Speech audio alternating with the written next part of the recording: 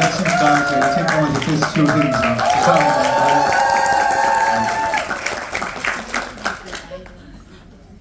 사랑해요.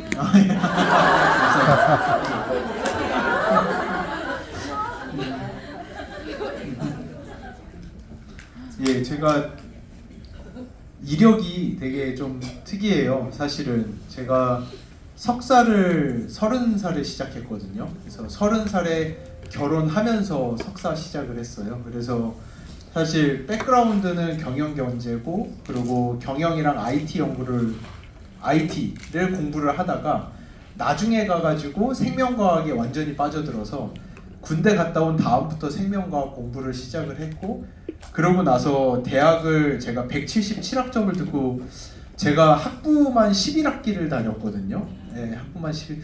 여러분 자녀는 그러지 않기를 제가 꼭 바라는 마음으로. 근데 지금 와서 보면은 그런 것들이 다 도움이 됐던 것 같아요. 저는 제가 어렸을 때부터 저희 부모님은 저한테 솔직히 뭐를 하라고 시킨 적이 없으세요. 제가 어렸을 때도 학원을 너무 다니고 싶어서 제 친구들이 학원을 다니니까 같이 학원을 다니고 싶은데 저희 아버지는 절대 공부하는 학원을 한 번도 보신 적이 없으세요. 운동만 주구장창 시키시다가, 그러고 나서 이제 중1 들어갈 때 아버지가, 제가 외동아들이거든요. 제가 외동아들인데 저를 아버지 친구분의 친구분이 어딘가 캐나다에 있다고 그래서 그쪽으로 저를 혼자 보내버려가지고 중고등학교 내내 제가 캐나다에 혼자 살았어요. 제가 저희 집 독자였거든요. 저 캐나다 가버린다는 얘기에 저희 할머니 진짜 쓰러지셨었고, 예, 저희 아버지는 저를 조금 약간 그렇게 대책 없이 많이 키우셨던 것 같아요. 그래서 그 당시에도 캐나다에 뭐 저희 집이 잘 살아서 갔던 게 아니라 정말로 어려운 환경 안에서, 근데 저희 아버지가, 저희 작은 아버지랑 고모 둘 다 저희 아버지가 장남이신데 그 둘을 프랑스 유학을 보내면서 공부를 시켜줬어요. 근데 스스로는 공부를 못 하셨어요. 그래가지고 이제 해외 나가는 거에 그런 로망이 있으셨는지 저를 캐나다로 보냈고, 그래서 감사하게도 거기서 영어 잘 배우고 한국으로 돌아왔죠. 그리고 근데 거기에서도 뭐 부유하게 유학 생활을 한 게 절대 아니고, 정말 제가 한국인 홈스테이에 하다가 돈이 너무 많이 들어가지고 외국인 할머니 집에 하숙으로 들어가가지고 중2부터 혼자 밥 해먹고, 이제 냉장고 한 칸 렌트 받고, 그 세탁기는 너는 언제 써라 뭐 이런 식으로 할당량을 받아놓고 중2부터 그렇게 살다가 한국으로 돌아와가지고, 그러고 이제 중고등학교를 그런 식으로 저 혼자 멋대로 사는 그거를 하다 보니까 그 버릇을 못 버리고 대학교 때까지 정말 지 맘대로 살았던 것 같아요. 제 멋대로 그냥 진짜로 살았어요. 근데 대학을 들어갈 때도 저희 부모님은 사실은 1도 터치하지 않으셨어요. 제가 그렇게 외국에서 공부를 하고 들어와서, 오늘 영맘이고 아이들 그거에 관심이 많으시니까 제가 좀 특이한 케이스들이 많았어가지고 한번 설명드리고, 그냥 아이스 브레이킹으로 첫 시작이니까. 그러고 들어와가지고 입시를 해야 되는데 저희 집이 저를 캐나다에서 대학 보내줄 형편은 절대로 안 됐거든요. 그래가지고 한국으로 들어와서 입시를 해야 되는데, 그 당시에 재외국민 전형이라고 해외에서 5년 이상 살다 들어오면은 이제 재외국민으로 대학 가는 게 있었어요. 그래서 그거를 하는데 뭐 토플, 토익 이런 거였는데, 사실 토플, 토익은 그 당시에 너무 쉬웠어요, 저한테. 제가 대학교 처음 입학해서 대학교 인터뷰 보고 나서 이제 재외국민 전형 인터뷰가 끝났더니 대학교에서 한동대학교에서 통지서가 날라왔는데, 너 우리 학교에서 지금 하는 네가 4학년까지 들어야 되는 모든 영어 수업 다 면제. 근데 한국어만 3, 4를 들어. 너는 한국어에 문제가 있다. 제가 맞춤법도 다 틀리고 한국말도 어눌할 정도로, 왜냐하면 제가 그 어려운 형편의 외국을 가 있었다 보니까. 캐나다에 혹시 세인 캐서린이라는 동네 아시나요? 모르시죠? 깡촌 중에 깡촌이에요. 거기서 공립을 다녀가지고 거기다 외국인 할머니 집에서 살아버리는 바람에 한국인도 없는 동네에서 제가 계속 살았거든요. 그래가지고 그러고 이제 아무튼 그럴 정도로 들어와서 토익 토플을 시험을 봐가지고 대학을 원서를 쭉 써냈는데 잘 됐어요. 그것도 나쁘지 않았어요. 제가 떨어진 데가 하나였어요. 한 군데 떨어지고 다 붙었어요. 떨어진 데가 제가 아직도 기억이 나는 게 경희대 한의학과가 떨어졌어요. 경희대 한의학과가 이제 자율 접수가 돼가지고 재외국민도 들어갈 수 있도록 열어줬는데 사실은 말도 안 되는 거예요. 제가 아직도 그 논술 문제가 기억이 나는 게 너무 충격적이어서 제가 백지로 내고 나왔거든요, 논술을. 그 논술 문제가 뭐냐면은 이진법과 음양이론을 이용하여 태극기를 논술하여라. 제가 지금 한국말도 제대로 못하는데 와가지고 이게 도대체 무슨 소리야 하고 백지로 내고 그냥 나왔어요. 그래서 근데 그 당시에 제가 뭐 막 그 경희대, 고려대 다 붙었었거든요. 다 붙고 외대도 붙고 한동대도 붙고 했는데 재외국민 전형으로 붙어버리니까 그 고대 뭐 이런 데가 거의 다 영어 영문학과밖에 못 간다라는 거예요. 그러니까 한전이. 근데 저는 진짜 죽어도 영어 영문학을 할 생각이 없었어요. 그래가지고 근데 그 당시에 딱 또 제 이름답게 저희 어머니가 한동대학교에 갈대상자를 하고 계셨던 거예요. 그래서 자율전공이니까 저는 그러고 솔직히 어머니 아버지랑 중고등학교 내내 안 살다가 이제 와서 같이 살려고 하니까 도저히 못 살겠다. 제가 오죽했으면 캐나다에서 들어와가지고 대학 가는 준비하는 그 몇 달 동안을 집에서 300m 떨어진 고시원을 구해서 살았어요. 부모님이랑 살 수가 없는 거예요. 중고등학교 내내 혼자 살다가 딱 들어왔더니 그래가지고 이제 포항으로 가기로 결정을 하고 갈 때도 저희 부모님도 저희 고모가 막 난리가 나서 너는 지금 당장 고려대를 넌 안 쓰면 넌 나한테 죽는 줄 알아나 막 이랬는데도 저희 부모님은 내비둬 지 맘대로 하라 그래 해가지고 그렇게 살아왔고 학부를 살면서도 아무것도 터치하지 않으셨어요. 정말로 제가 전과를 합니다. 저는 대학을 계속 다녀야 됩니다. 뭐 알아서 해라 맘대로 해라 하다가 결국은 여기까지 온 것 같아요. 근데 여기까지 오면서 그런 것들이 상당히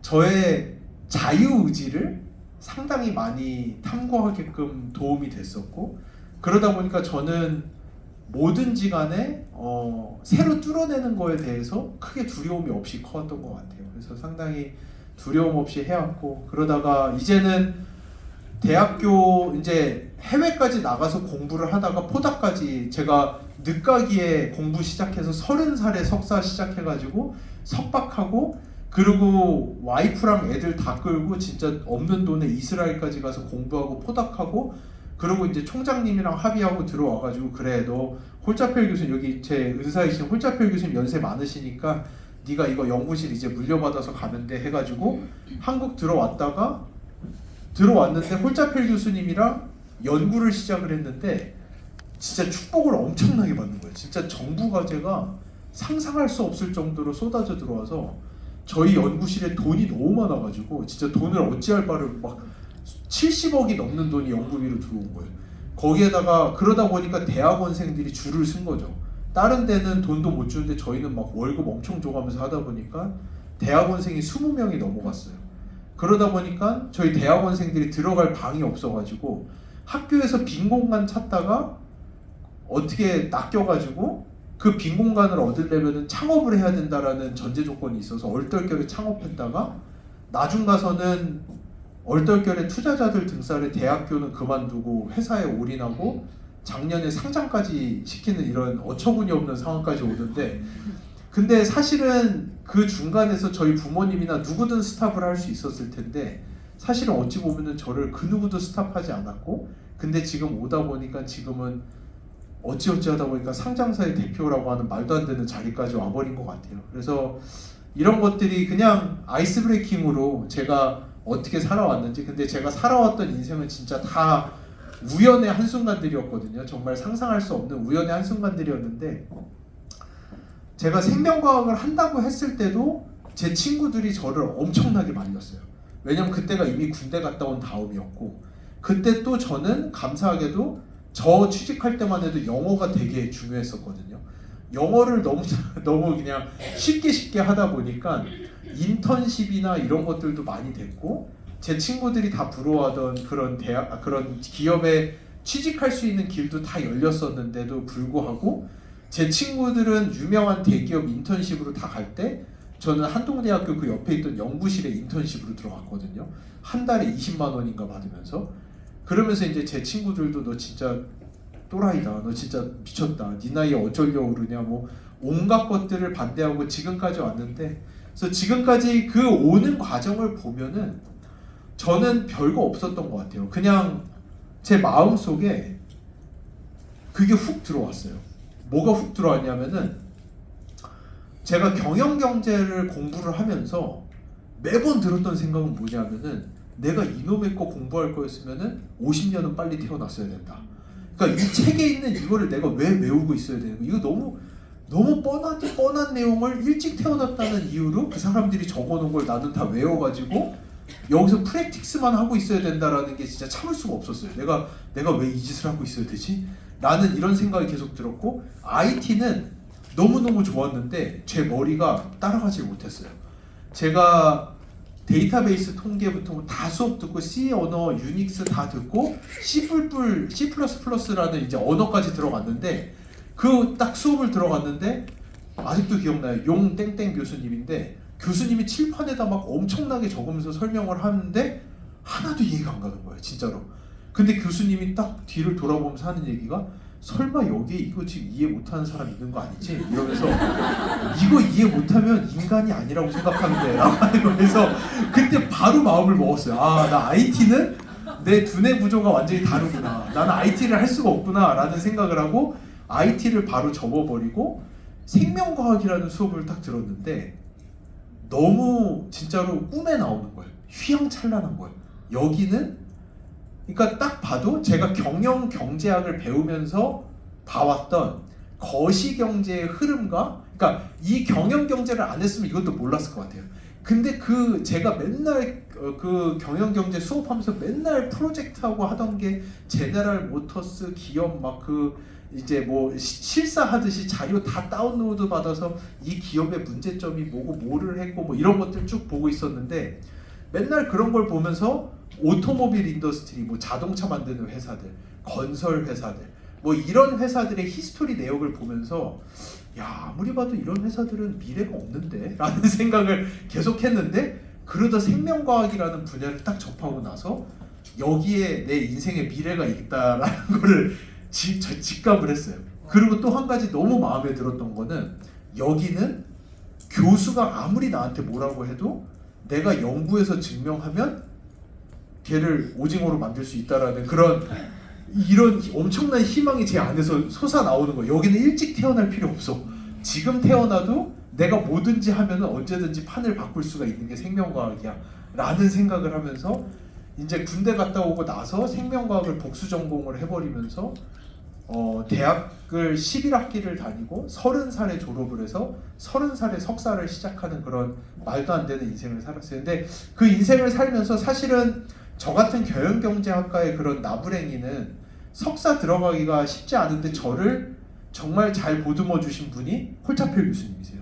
이분이 어떤 분인지 그 당시에는 몰랐는데 나중에 가서야 교수님이 이 미생물 중에, 미생물 하면은 모든 사람이 다 아는 유산균소 분류표에 처음으로 그분의 이름을 가진 미생물의 속이 있을 정도로 전 세계적으로 정말, 사실은 그 홀차펠 교수님을 뭐라고 설명해야 되지? 홀차펠 교수님의 진가를 제가 처음 알게 된 게 교수님을 따라서 학회를 처음 가보고 알게 됐어요.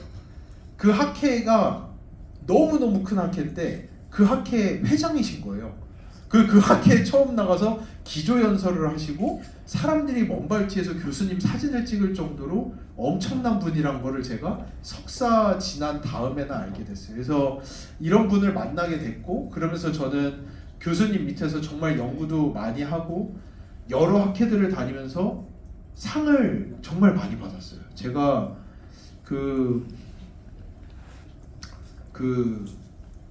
이거 처음 상을 받았던 게, 제가 유럽, 이거는 잠깐 여기 안 들으신 분들도 있을 것 같아서 그냥 재미삼아서 잠깐 얘기 드리면은, 제가 처음에 우연찮게 어떤 미생물을 쥐한테 먹일 일이 있었어요. 쥐한테 미생물을 먹였더니 갑자기 쥐가 살이 빠지면서 엄청나게 평온해지기 시작하는 거예요. 보통 쥐는 연구를 하면은 쥐들한테 손을 다 물려가지고 피를 철철 흘리면서 내려오거든요. 쥐를 이렇게 뒷덜미를 이렇게 잡아가지고 입에다 강제로 균을 먹여야 되는데 난리가 나요. 손을 다 물리는데 여러 군이 있는데 물 먹이는 데도 있고 뭐 하는 데도 있고 막 이런 데는 아직도 쥐들이 난리인데 이 균주를 먹는 쥐들만은 너무 평온한 거예요. 가만히 이러고 있다가 제가 잡으면 그냥 이러고 입을 벌리고 균을 받아먹는 모습을 보면서 근데 애들이 살이 또 빠지는 거예요 갑자기. 그래서 교수님한테 가서 너무 이상하다 해서 교수님이 저한테 이거 뭔가 있다 그러면서 저한테 아직도 기억나는 게 욜란다 산즈라는 스페인 연구자가 쓴 마이크로바이옴이라는 논문을 처음 주시고 네가 아마 먹인 균주 때문에 그 균주가 이 쥐의 마이크로바이옴을 바꿔서 얘네가 지금 행태가 완전 바뀐 것 같다. 너 이거 한번 학회 가서 발표 한번 해볼래? 라고 해가지고 예 알겠습니다. 그냥 저는 그 당시에 석사 1년 차니까 아무것도 몰라요. 진짜 아무것도 모르는 진짜 척척 석사라고 하죠. 진짜 석사 나부랭이라고 하는 아무것도 모르는 상황인데 교수님이 저한테 그렇게 얘기하셔서 알겠습니다 라고 했는데 교수님 그때까지도 독일에 자기 비서들이 있었거든요. 그래서 자기 비서한테 나 한국에 내 학생이 있는데 얘가 우리 학회 가가지고 발표할 거니까 준비 좀 한번 해줘 라고 했는데 그 비서가 교수님한테 과잉 충성을 한 거예요.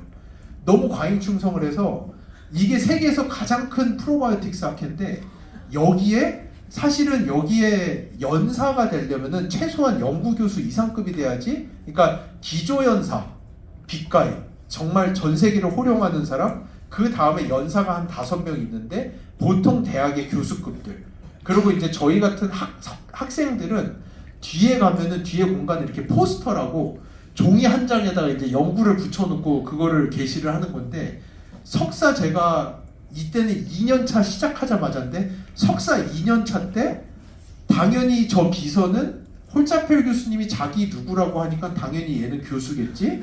당연히 이렇겠지라고 해가지고 저를 여기에 연사로 넣은 다음에 그것도 못해가지고 젊은 과학자상 후보에다 저를 넣어버린 거예요. 근데 그 과학자상 후보가 엔트리가 최소 연구교수인 거예요. 근데 석사 2년차가 거길 들어갔는데 근데 그 당시에 제가 했던 연구가 정말 센세이션했어요. 이게 그러니까 다들 뭐가 들어오면 마이크로바이옴이 바뀌어서 그럴 거라고 상상은 했는데 마이크로바이옴이 바뀌는 거를 추적을 할 방법이 없어서 다들 다른 사람의 똥을 쥐한테 넣어보고 쥐가 이렇게 되더라. 똥을 넣어보고 쥐가 이렇게 되더라 했는데 저희만이 유일하게 특정한 미생물을 넣었더니 이 미생물로 인해서 나비효과처럼 마이크로바이옴이 이렇게 바뀌다 보니까 살이 빠지고 정신 상태가 온전해지는 유전자들이 발동이 되더라는 거를 발표를 했는데 너무 센세이셔널한 바람에 제가 얼떨결에 이 최우수상까지 받아버린 거예요. 그러고 와서 최우수상을 받아서 진짜 얼떨결에 최우수상을 들고 그러고 이제 저 학회에서 아시아인 최초로 최우수상을 받은 거예요 제가. 그래서 있는데 사람들이 다 오면서 저보고 프로페서 컨그레츄레이션스 제가 석사 2년차인데 교수님 축하드립니다 하면서 다 인사를 하고 지나갔는데 제가 진짜 어안이 벙벙하고 그러고 나서 이 연구의 후속작을 해서 똑같은 학회에서 2년 연속으로 최우수상을 받았어요. 이거는 이 학회 최초로 2번을 연달아 받은 거예요. 근데 이걸 왜 얘기하면은 이게 저희가 지금 하고 있는 마이랩의 시초였어요. 지금 저희가 사용하는 마이랩이라는 연구가 여기서 시작이 됐고 그게 지금까지 오게 된 거였습니다. 그래서 이 마이크로바이옴이라고 하는 거는 제가 우리 아이들을 봤을 때 마이크로바이옴이 왜 중요하냐라고 보면은 사실은 이 연구 자료 하나만 가지고도 저희가 이해를 할 수 있을 것 같아요. 이게 바흐라는 교수님이 뉴잉글랜드 저널 오브 메디신에다가 논문을 게재를 한 건데 의사들한테 정신을 차리라고 이 논문을 낸 거예요. 이 논문의 내용은 뭐냐면은 시대가 변했다. 우리는 이제는 더 이상 암에 걸려서 뭐 결핵에 걸려서 이래가지고 우리가 죽고 아프고 몸이 안 좋아지는 시대가 아니다. 근데 그거를 없애겠다고 우리가 이 간염이라든지 그 류마틱 피버라든지 이 그 결핵이라든지 이런 것들을 없애겠다고 엄청난 양의 항생제와 항바이러스제와 이런 것들을 때려 부었더니 우리가 상상하지도 못한 병들이 그 순간부터 딱 정반대로 나오기 시작하는데 이게 다 자가면역 질환들, 면역계 질환들 이런 것들이 폭발적으로 증가하기 시작했다라는 거를 이 교수가 의사들에게 일침을 날립니다. 그러면서 이제 제발 항생제라든지 이런 거 쓰지 말고 마이크로바이옴의 중요성에 대해서 인식을 해라. 이 마이크로바이옴이라는 거는 예상외로 잠복기가 길어요. 어린 나이 때 마이크로바이옴이 잘못되면은 이거는 20년, 30년 뒤에 그대로 드러나요. 이 아이들이 마이크로바이옴이 잘못된 아이들이 성인이 됐을 때 이런 자가 면역 질환이라든지 요즘에 고등학생들 크론병 엄청나게 많은 거 아시나요? 이 아이들 그 크론병은 그때 잘못된 게 아니에요. 이 아이들이 태어나는 순간부터 아무 생각 없이 처방했던 항생제와 그 아이들의 마이크로바이옴이 다 날아간 것을 인지하지 못하고 10년이 지나가면 그때부터 크론병이 시작이 되는 거예요. 어른들의 자가 면역 질환이 요즘에 왜 이렇게 이 자가 면역 질환이나 이런 게 너무 신기한 게 뭔지 아세요? 80세, 90세, 100세 먹으신 분들은 또 잘 없어요. 저런 병이. 그 중간에 항생제라는 거를 쓰기 시작한 50년대생, 60년대생, 70년대생들이 지금 전부 다 자가 면역 질환, 뇌질환, 이 대사 질환에 끙끙 앓는 거는 다 50년대 출생 이후부터밖에 거의 없어요. 예상외로 저희 마일의 분석만 봐도 3, 40년대 태어나신 분들은 마이크로바이옴이 엄청나게 좋으세요. 홀자펠 교수님 얘기 들어보면은 홀자펠 교수님이 30대 때 처음으로 타이레놀 하나를 드셔보셨대요. 근데 그 타이레놀 하나를 먹는데 온 가족이 모여서 회의를 했대요. 내가 이거를 42년생이시거든요. 42년생이신데 어렸을 때 항생제라는 거는 한 번도 드셔보신 적이 없고 근데 지금도 너무너무 건강하세요. 포항에서 광교까지 매번 운전해서 다니세요. 1년에 몇 번을 해외를 계속 왔다 갔다 하시고 지금도 바다 가서 수영을 하세요. 제가 진짜 이거 교수님이 제가 이 얘기한 거 알면은 큰일 날 텐데 저 되게 혼내실 수도 있는데 교수님은 수영장에서 수영을 안 하세요. 재미가 없다고. 엄청나게 센 파도가 있어야지만 수영을 하세요. 그 파도를 뚫고 가가지고 바디 서핑을 해서 돌아오시거든요. 근데 그거를 12월 초까지 그 수영을 하세요. 바다에 가가지고. 그러다 한 번은 결국은 사단이 난 게 경찰서에 있다고 연락이 온 거예요. 경찰이 끌어낸 거예요. 이거 해수욕장이 문을 닫았는데 수영을 하다가 경찰한테 잡혀가셨어. 그 정도로 건강하세요. 홀자필 교수님 마이크로바이옴 테스팅을 해보면은 진짜 이 사각형이 끝으로 꽉 찍어 있어요, 진짜로. 근데 이게 어렸을 때 어떤 인생을 살았느냐가 사실은 평생을 좌지우지해요. 이럴 수밖에 없어요, 마이크로바이옴이라는 거는. 요즘에 자폐라든지 이따가 자폐 내용도 살짝 있는데 저희가 자폐 하시는 교수님들이랑 연구를 많이 하거든요. 근데 그 교수님이 제가 예전에 얘기했던 것 같아요. 우스갯소리로 저한테 뭐라고 하시냐면은 나 처음에 전문의 할 때만 해도 주변 사람들이 다 뜯어말렸다. 소아정신과가 뭐냐? 너 평생 밥은 빌어먹고 살겠냐? 소아정신과라는 거를 전문의로 서울대 교수님이신데 소아정신과라는 걸 전문의로 하는 사람이 어딨냐라고 자기 어렸을 때만 해도 엄청나게 쿠사리를 맞았는데 그 교수님이 요즘에는 진료 한 번 보려면 예약이 2년이에요. 자폐 어린아이가 자폐가 제가 알기로 한 10년 전만 해도 10만 명당 1명 꼴이었어요. 제가 알기로 지금 1,400명당 1명 꼴인가로 증가 상상을 초월할 정도로 많아요. 그러니까 의사 선생님들도 그 자폐도 이 그래프에 들어가요. 이게 도대체 감당이 안 된다는 거예요. 도대체 이게 왜 이렇게까지 늘어나고 있는지 감당이 안 되고 자폐 전 단계라고 할 수 있는 거의 ADHD나 이런 아이들은 이거는 이제는 진단도 내리기 어렵다라고 할 정도로 너무 많다라고 하는 거죠. 왜 이러냐는 거예요. 마이크로바이옴이 소실된 거를 10년, 20년을 그냥 흘려보내면은 그게 다시 돌아온다라는 거는 이 논문에서도 얘기를 해주는 거예요. 의사들이 다 이미 얘기를 합니다. 그래서 모든 질병은 장에서부터 시작한다라는 게 진짜일 수도 있다라고 하는 거예요. 그래서 요거 예전에 했던 건데 제가 요즘 들으시는 분들이 못 들으신 분들이 있는 거 같이 가져왔어요. 이 논문은 무슨 얘기를 하냐면은 도대체 이런 자가 면역 질환은 왜 그러냐는 거예요. 이게 다 자가 면역 질환이잖아요. 면역계 질환이 왜 이렇게 날릴까요? 이거는 뭐냐면은 우리 몸의 면역 세포의 70%가 다 장 주변에 있어요. 왜냐면은 이 면역 세포들은 배워야 돼요. 그러니까 저희가 나이브 T셀이라고 불러요. T세포인데 나이브가 뭐죠? 되게 순진하다? 천진난만하다? 그러니까 아무것도 몰라요, 얘네들은. 그러니까 우리 몸의 면역 세포는 태어나자마자 지가 뭘 해야 되는지 아는 게 아니에요. 배우는 거예요. 우리 몸 안에서. 그래서 근데 얘네는 공격 성향이 있어요. 군대 같아요. 근데 군인인데 뭐를 배워야 되냐면 아군과 적군을 구별하는 법을 배워야 되는 거예요. 그 아군과 적군을 구별하지 못하면서 생기는 게 자가 면역 질환이에요. 이 면역 세포가 적군인 줄 알고 아군을 치기 시작하면은 내 관절인데 얘가 좀 이상하게 생겼는데 이 관절을 내가 한번 공격을 해야겠는데 그게 류마티스 관절염이 자가 면역 질환이에요. 나는 그냥 음식을 먹었는데 갑자기 이 군대가 난리가 난 거예요. 야, 뭔가 이상한 애가 들어왔어. 근데 나는 얘가 뭔지를 모르겠어. 얘는 분명히 적군이니까 다 달려와. 지금 난리 났으니까 다 와. 하면은 그 면역 세포가 기도로 쫙 모이기 시작하면은 아스마, 천식이에요. 그러다가 너무 막혀서 숨을 못 쉬는 거죠. 이게 그 피부로 다 오기 시작하면 아토피예요. 장 주변으로 오면은 과민성 대장 증후군으로 다 나오는 거예요. 그러니까 이 면역 세포가 교육을 받아야 되는데 면역 세포가 피하 식별을 하는 거를 배우는 첫 번째 장소가 장이에요. 왜냐? 이 생각을 해보세요. 내가 내 몸 안에 있는 첫 면역 세포야. 근데 그러면 내가 보고 있는 건 내 몸밖에 없어요. 공격하지 말아야 되는 거밖에 없어요. 근데 얘네는 공격을 하라고 태어나네요. 그럼 도대체 누구를 공격해야 돼? 살아있는데 내가 아닌 애들을 공격을 해야 되는데 그거를 보기에 가장 좋은 데가 우리 장인 거예요.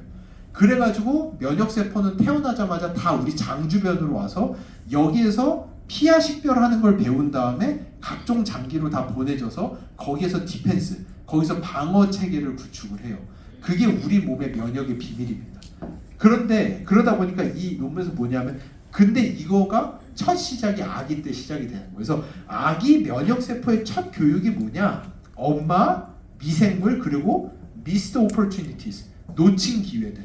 도대체 요즘 태어나는 애들이 뭐를 놓치고 있느냐?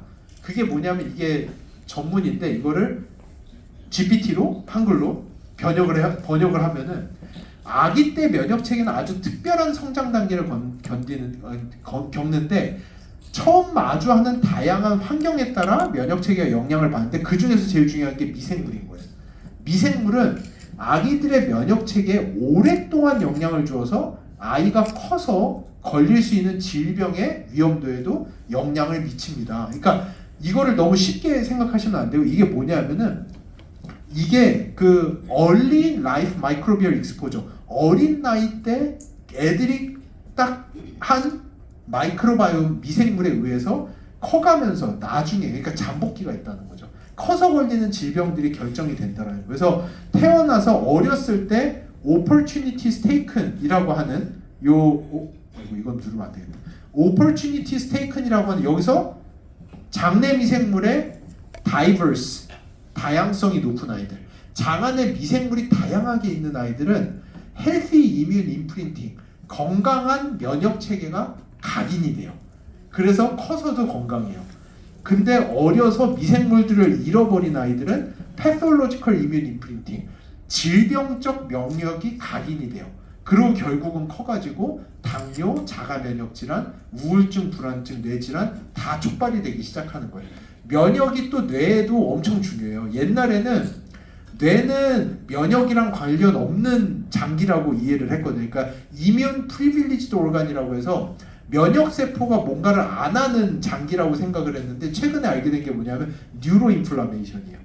저희 몸에 지속적으로 크로닉 만성 염증이 있으면은 이 만성 염증은 원래는 염증 반응이 꽉 오면은 뇌가 아파요. 머리가 아프다라는 신호를 보내면서 빨리 타이레놀 같은 걸 먹어서 염증 반응을 떨어뜨리려고 우리가 하죠. 근데 크로닉 만성한 염증은 머리를 아플 정도로 가져가지는 않아요.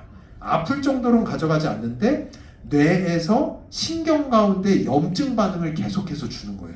이 염증 반응이 쌓이다 보면은 그게 결국은 알츠하이머로 넘어가는 거고 그 이전 단계가 우울증, 불안증 이런 것들이 나오기 시작합니다. 요즘에 우울증, 불안증이 왜 이렇게 많은지도 여러분들이 한번 생각을 해보셔야 돼요.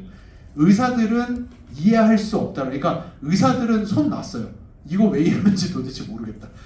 우리 주변에 우울증, 불안증이라는 환자의 숫자가 폭발적으로 증가하고 있는데 상상을 초월하는 수준인데 결국은 이것도 마이크로바이옴에서 시작된다라고 하는 게 의사들의 의견입니다. 그래서 이렇게나 많은 질병들이 결국은 우리 마이크로바이옴의 문제인데 마이크로바이옴의 순간적 문제가 아니라 잠복기적 문제라는 거예요. 어렸을 때 이거를 어떻게 관리를 해내는지가 결국은 아이들이 컸을 때 나중에 어떻게 될지를 좌지우지한다라는 거죠. 그래서 이거는 이제 자폐 관련된 논문들이고 이건 제가 영맘을 여러 번 했었어서 아마 들으신 분들이 꽤 있을 것 같아서 좀 새로운 내용들 좀 가지고 왔거든요. 이거는 자폐 관련인데 되게 어렵지만 결국은 뭐냐? 장내 미생물의 구성 변화와 자폐성 장애 아동의 위장 및 신경행동 증상 사이 연관성이 분명히 있다라는 논문이고 이거는 예전부터 밝혀져서 저희도 지금 서울대 어린이병원이랑 자폐 연구를 상당히 오랫동안 해오고 있어요. 근데 자폐 아이들이 다 마이크로바이옴 때문은 아니에요. 근데 자폐 아이들의 정말 많은 수가 과민성 대장증후군을 같이 가지고 있어요. 대부분. 그 아이들은 특히나 위장과 신경행동 증상 사이에 연관성이 분명히 있다는 것을 최근에 연구를 통해서 밝혀지고 있고요. 조금 있다가 제가 다른 논문도 나오겠지만 그거 거기 가서 설명드릴게요. 그래서 실제 장 안에 미생물들이 어떤 종류의 미생물들이 있는지를 보면은 우리가 74.8%의 확률로 그 아이들의 장내 미생물만 보고도 이 아이들이 자폐가 걸릴지 말지를 예측을 할 수 있다는 거예요. 그 말인즉슨 뭐냐? 결국은 자폐라는 거에 75%, 74.8%에 달하는 원인은 장내 미생물 때문이라는 거예요. 장내 미생물 때문에 그 증상이 가는 건데 이거를 근데 잘 아셔야 되는데 자꾸 저한테 이제 질문하시는 것들이 그러면은 마이크로바이옴을 어떻게 하면은 이게 개선이 됩니까? 될 수도 있어요. 근데 완벽하지 않아요. 왜냐? 잠복기 동안 이미 데미지가 있었던 거거든요. 그러니까 이거를 너무 쉽게 보시면 안 돼요. 마이크로바이옴이라고 하는 영역에 도대체 왜 미국이 1조가 넘는 돈을 투자했고 오바마라는 대통령은 이 마이크로바이옴에다 올인한다라고 들어갔고 빌 게이츠는 세상을 바꾸는 5대 바이오 기술 중에 하나를 마이크로바이옴으로 둔 이유가 마이크로바이옴으로부터 촉발되는 질병들이 그렇게 여러분들이 똥 안 나와요가 아니에요. 그렇게 호락호락한 수준의 이거를 다루는 것들이 아니에요. 저희 연구실도 지금 과제를 수백억을 받았어요. 대학 회사 차리기 전에도 이미 70억이 넘는 과제를 받았는데 아까 폐쇄성 폐질환도 59억 과제 받아서 또 하고 있고요. 그럴 정도로 이렇게나 무수히 많은 질병들이 실제 우리 장 안에 있는 미생물들이 잘못되면 몇 년간의 잠복기 잘못된 게 몇 년 동안 쌓이고 나면 결국은 병으로 돌아온다라는 거. 아까 그 논문처럼 어린아이들은 어렸을 때 16세예요. 여러분. 진짜 이거는 어디 가서는 이렇게 확정적으로 잘 얘기를 안 하는데 우리 몸의 면역세포가 에듀케이션을 끝내는 교육을 끝내는 시기가 거의 16세예요. 그래서 놀랍게도 아이들이 처음 태어나잖아요. 아이들이 처음 태어나면은 장 안에 세포가 제가 이따 장누수 살짝 할 건데 어렸을 때는 장누수를 일부러 열어놔요. 우리 몸이 장을 이렇게 열어놓고 M셀이라고 하는 게 있는데 M셀이 그냥 대문이 활짝 열려 있어요. 그래서 그때는 뭐냐? 내 몸의 면역세포를 작정하고 교육을 시키겠다는 다 와. 왜냐? 내 피 속에는 엄마의 피가 아직 있거든. 엄마 면역세포가 내 피 안에 들어있어. 몰라 다 와. 이게 그 아기 때의 상황이에요. 그래서 아기 때는 맨날 막 다 입으로 다 가져가요. 해가지고 이 온갖 미생물들을 제 뱃속으로 다 넣으면서 M셀을 활짝 열어놓고 이 뒤에서 받치고 있는 엄마의 면역세포들을 믿고 그냥 다 가지고 들어와서 내 면역세포들을 보고 다 배우라고 해요. 근데 이 M셀이나 이 과정이 언제 거의 끝나냐면 16세 때는 끝나요. 16세까지 엄마의 면역세포가 내 뒤에 있는 건 아니에요. 하지만 아주 어렸을 때 받쳐주다가 거기서 빌드되는 내 면역세포를 믿고 16세까지는 어느 정도 봐줘요. 그런데 16세가 지나면은 그때부터는 내 면역세포가 정리를 해요. 내 뱃속에 있어야 균은 내 뱃속에 있어야 되는 미생물은 여기까지 정리를 해놓고 그러고 나면은 그 다음부터는 솔루션은 있죠. 마이랩이나 이런 거를 먹으면 되는데 왜 평생 먹어야 되느냐? 평생 먹어야 되는 거예요. 내 면역세포가 걔는 모르거든요. 근데 얘가 들어와서 계속해서 스티뮬레이션을 해주는 방법밖에 없는 거예요. 근데 정말 다행히도 16세 이전에 뭐가 빌드가 돼버리잖아요. 평생토록 스티뮬레이션을 할 필요가 없어요. 그게 원상태로 가는 거예요. 그 정도로 어린 나이에 마이크로바이옴이 중요합니다. 그래서 이런 자폐 같은 것들은 이 자폐 아이들에게서 저런 클로스트리디움 테타니 같은 균주들 이런 것들은 실제로 행동 변화까지도 유발을 한다라는 게 이제 논문으로 나와 있고요. 그래서 왜냐? 이런 장 안에 있는 미생물들이 양날의 검이에요. 얘네들은 저희의 뉴로트랜스미터라고 하는 뇌 신경을 발달시켜주고 가바라든지 신경을 안정시켜주고 신경세포들이 확장해 나가는 뷰티레이트 같은 물질들도 만들지만 당연히 흑백이 있어요. 그런 애들이 있는 만큼 신경 독소를 만드는 미생물들도 있어요. 실제로.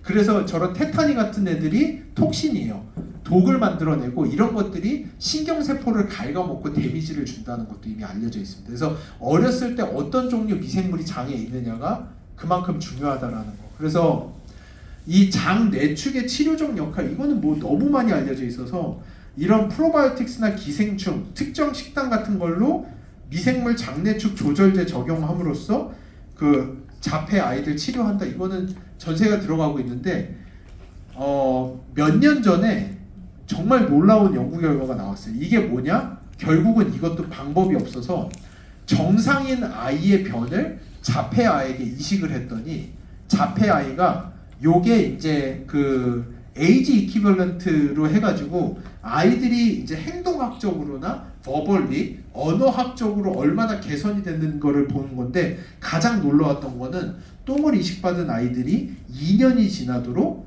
행동과 언어가 개선이 되었다라고 할 정도로 이제 과학자들은 거의 아이들의 소아신경정신과적 이슈들, 아이들의 ADHD적 성향, 아이들의 자폐적 성향, 아이들의 우울증 성향, 아이들의 불안증 성향은 마이크로바이옴 때문이다라는 거에 거의 그냥 확정적으로 이제는 이해를 하고 있어요. 그래서 이게 이 연구가 왜 충격적이냐면은 임상 연구를 할 때 가장 어려운 게 18세 미만 아이들 임상 연구가 제일 어려워요.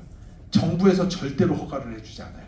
이 어린 아이들이 임상 시험에 동원되는 거는 정부에서 절대 허락해주지 않는데 이 자폐 연구를 허락을 해줬고 또 심지어 다른 아이들의 똥을 먹는 것까지 허락을 해줬다라는 거는 정부에서도 이거는 솔루션이 된다라는 걸 인정을 한다라는 거예요. 그리고 실제로 아이들이 개선되는 것들이 나온다라는 것들.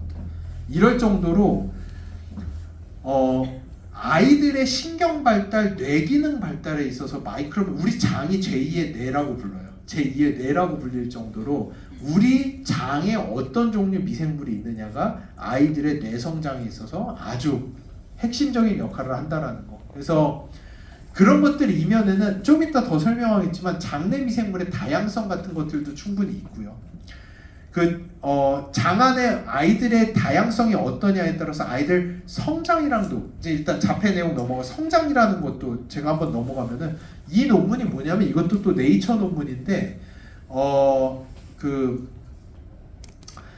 방글라데시 같은 데를 가면은 성장이 안 되는 아이들이 있어요. 근데 이게 뭐가 문제냐면은 성장을 못하는 아이들에게 유엔이나 빌 게이츠 재단, 게이츠 앤 멜린다 재단 같은 데서 들어가서 돈을 엄청나게 들여서 이 아이들에게 고열량 시기를 많이 주거든요. 문제는 그런데도 애들이 안 커요. 아무리 먹어도. 그래서 과학자들이 연구를 한 거예요. 도대체 얘네는 이렇게 먹는데도 왜 안 크냐? 라고 연구를 하고 봤더니 결국 마이크로바이옴 때문이다. 이 아이들이 마이크로바이옴 나이가 너무 어린 거예요. 인체의 나이는 크로놀로지컬 에이지는 아이들의 인체적 나이는 15살이 됐는데 마이크로바이옴 나이는 아직도 6세인 거예요. 그러다 보니까 내가 입으로 아무리 넣어줘도 6세 아이가 흡수하는 정도의 에너지밖에 흡수를 못하다 보니까 애들이 성장을 하지를 못하는 거예요. 그게 콰시오카라든지 아프리카, 소말리아, 방글라데시 아이들 연구를 하다가 우연찮게 알게 됐어요. 근데 여기서 재밌는 거 하나를 잠깐 설명드릴게요. 지금 점심 직후라서 상당히 어려울 것 같은데 저희가 C사, 우리나라의 유명한 그 C사와 함께 아메이보다도 먼저 시작했던 연구가 하나 있어요. LSB라고 린 스페시픽 박테리아라는 연구를 했어요. 이게 뭐냐면은 저희 주변을 보면은 살이 안 찌는 사람들이 있어요. 이 사람들은 저희가 어떤 사람들을 찾았냐면은 살이 너무 찌고 싶어서 자기 전에 라면 2개씩 끓여 먹는 사람들이 있어요. 일부러. 그거를 먹고 자도 살이 안 쪄가지고 너무너무 고생하는 사람들이 있거든요. 그런 사람들을 찾아가서 그 변을 다 모았어요. 그래가지고 그 변을 쥐한테 이식을 해봤더니 진짜 쥐들도 살이 안 찌는 거예요. 그 이거다 해가지고 C사에서 이걸로 항비만 관련된 걸 하겠다고 돈을 엄청나게 투자를 해가지고 미생물학적으로 딱 정리를 했는데, 그러고 나서 이런 논문들이 나왔는데 거기서 발견한 미생물의 군집이랑 여기에서 문제라고 하는 미생물 군집이 거의 유사한 거예요. 에너지 흡수가 1도 안 되고 성장이 도저히 안 돼. CJ에서 드랍시켰어요. 결국은 못하고, 이름 얘기하면 C사에서 드랍시켰어요. C사에서 결국은 드랍시키고 프로젝트로 더 이상 가지를 않았습니다. 그 정도로 우리가 입으로 넣어서 먹고 사는 거에서 예상외로 저 스스로, 그러니까 저희가 입에다 막 뭔가를 넣잖아요. 그거는 내 혈액으로 무언가를 넣어주기 위해서 하는 건데, 나 스스로 그거를 쪼개가지고 내 혈액까지 뭐를 넣어주는 비율은 예상외로 너무 적어요. 한 30%? 진짜 50% 남짓? 그러니까 50%는 뭐냐면은 도너츠 막 밀가루 다 으깨가지고 아주 파인하게 만든 다음에 그거 다시 뭉쳐서 설탕 같은 거 과당이랑 막 엄청 해놓죠. 그러면 한 50%는 여러분 혈액으로 쭉쭉 들어가요. 그러니까 도너츠 같은 거 먹으면 살 되게 잘 쪄요. 근데 일반적으로 뭐 현미, 보리, 그 나물, 야채 이런 거는 제가 분해해서 흡수할 수가 없어요. 내 장내 미생물에 의해서 분해 흡수가 돼야 되는데, 정말 놀랍게도 내가 분해해서 흡수하면 다 살이 돼요. 장내 미생물이 분해해서 흡수하면 근육이 되고요. 그리고 그거는 영양소가 되고요. 뇌기능 발달이 되고요. 뼈 성장이 되고요. 정말 놀라워요.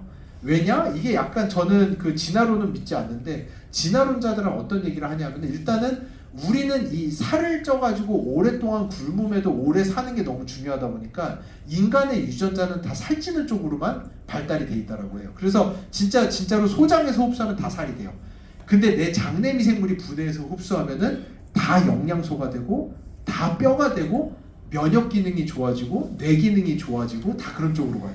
그래서 아침에 굿모닝이 진짜 좋은 거예요. 저도 다른 거는 안 해도 딱 일주일에 하루 빼고 매일 굿모닝을 먹거든요. 저는 거기에다가 뭐 블루베리나 이런 것도 더 넣고 바나나도 더 해가지고 먹고 이렇게 하는데, 굿모닝은 제가 볼 때 저 스스로 분해 흡수할 수 있는 양은 한 15%? 20%도 안 될 것 같아요. 나머지가 다 미생물 거예요. 그러다 보니까 제가 볼 때 현대인으로서 밸런스가 가장 좋은 뉴트리션이 굿모닝과 같은 뉴트리션이에요. 내가 스스로 분해 흡수하는 게 아니라 장내 미생물이 분해 흡수하는. 그래서 아무튼 C사랑 그런 사연이 있는 논문들이에요. 이런 것들이. 그래서 어린아이들도 똑같아요. 어린아이들의 컴포지션을 보면은 우리나라 같은 데서 애들이 성장을 안 한다. 그러니까 먹어서 다 될 것 같으면은 우리나라에 키 180, 190 안 되는 애 없어야 돼요. 못 먹는 애가 어디 있어요? 이거 진짜 있긴 하지만 거의 극소수예요. 먹는 게 문제가 아니라 먹은 게 혈액으로 안 가면은 아무리 먹어봐야 1도 소용이 없어지는 거예요. 그런 게 장내 미생물에 의해서 분해 흡수가 된다라고 하는 거. 뼈 성장도 가장 아주 많고요. 이런 거는 아토피 같은 경우. 아토피도 너무 뻔해요. 아토피가 저도 이제 저희 둘째는 아토피가 1도 없는데 첫째랑 셋째가 아토피가 있거든요. 근데 아토피가 예상외로 여러 가지 요인들이 있어요. 근데 일단 첫 번째 가장 큰 요인은 뭐냐? 내 면역 세포들이 너무 과민한 게 첫 번째 요인이에요. 일단 이거를 이 다음에 나오는 장누수 내용이랑 조금 연결을 하면 이해가 되는데요. 제가 장에 리키지가 있어요. 누수가 살짝 있죠. 누수가 살짝 있으면은 제 몸의 면역 세포는 제 면역 세포의 70%가 장 주변에 있는데, 얘네는 똥물이랑 똥에 있는 그 식품에 들어있는 톡신들이 계속 들어오고 있는 거예요. 그러면 70%에 달하는 내 몸의 면역 세포들은 뭐죠? 이스라엘 같은 상황인 거예요. 전쟁 중이야. 그러니까 이게 보더가 꽉 막혀가지고 이 안에는 너무 안정적이어서 군인들도 그냥 콧노래 부르면서 연습이나 하고 뭐 그냥 운동이나 하고 이래야 되는 건데 매일같이 적군이 들어오고 있는 거예요. 그러면 이 군인들이 얼마나 방어태세가 세겠어요. 완전 레디 상태다 보니까 그냥 저기에서 사슴 한 마리 넘어왔는데도 기관총을 막 날리는 거죠. 뭔지를 모르니까. 그게 아토피 같은 상황이라고 보시면 돼요. 똥물이 계속 들어오고 있으면 우리 몸의 70%에 달하는 면역세포는 언제 전쟁이 나도 이상하지가 않은 거예요. 그런 상태로 있다 보니까 그냥 피부에 뭐 하나 스쳤는데 면역세포들이 총질을 엄청나게 해대는 거죠. 아토피로 막 다 일어나는 거예요. 그러니까 제 첫째, 셋째도 아토피가 조금 있었는데 제가 어떻게 했냐면은 저는 이제 미생물학자다 보니까 애가 와이프가 딱 데려서 아토피 이러면은 벗겨봐요. 그러면 이제 배 주변에 이제 래시 같은 게 올라오잖아요. 배 주변에 래시가 올라왔다. 그러면 저는 유산균을 애들 우유나 두유 같은 데다 풀어가지고 그거를 미량으로 해서 계속 빨아먹게끔 만들어요. 그러면 한두 시간 내로 다 들어가요. 그러니까 이 애들 이게 옆구리나 이런 데로 먼저 올라오는 애들 있죠. 그거 보면은 애 대장, 여기 사이펜으로 그리면 애 대장이 그려져요. 그게 딱 대장 주변으로 싹 다 올라온 거예요.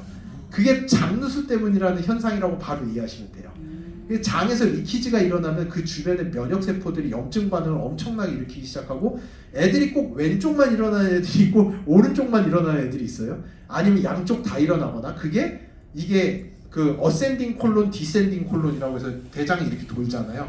어느 쪽에서 리키지가 있는지를 여러분은 바로 아실 수 있다라고 보면 돼요.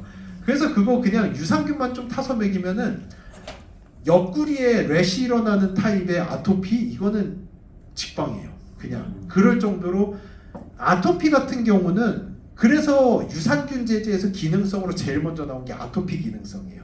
유산균 먹으면 일단은 아토피 같은 경우에는 되게 빨리 회복이 되고 천식도 상당히 많이 회복이 됩니다. 그래서 피부 질환 같은 경우도 많이 회복이 돼요. 그래서 이거는 예전에 설명드렸던 거 이스라엘에서 했던 연구 아이들을 IQ별로 나눠놓고 봤을 때 IQ가 높은 아이들은 장내 미생물 다양성이 더 높다라는 것도 연구가 있을 정도로 왜냐 장 안의 미생물의 다양성이 어떠냐에 따라서 이 장내 미생물이 만들어주는 가바라든지 뉴로트랜스미터들이 다 차이가 나거든요.